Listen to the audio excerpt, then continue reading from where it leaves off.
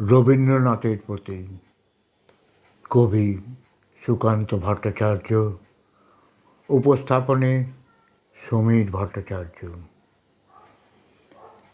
এখনো আমার মনে তোমার উজ্জ্বল উপস্থিতি, প্রত্যেক নিভৃত ক্ষণে মত্ততা ছড়ায় যথারীতি।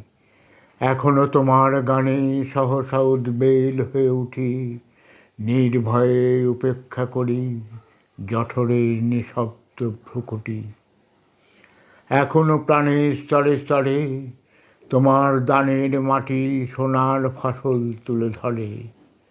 এখনো স্বগত ভাবাবেগে মনের গভীর অন্ধকারে তোমার সৃষ্টিরা থাকে জেগে।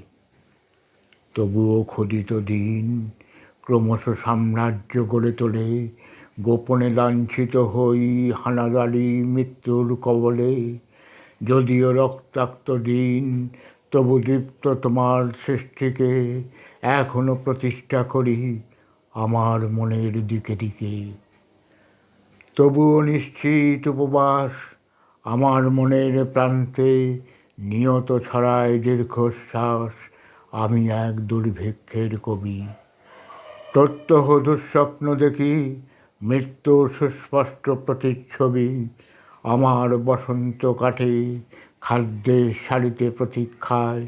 আমার বিনিদ্র রাতে সতর্ক সাইরেন ডেকে যায়, আমার রোমাঞ্চ লাগে অযথা নিষ্ঠুর রক্তপাতে।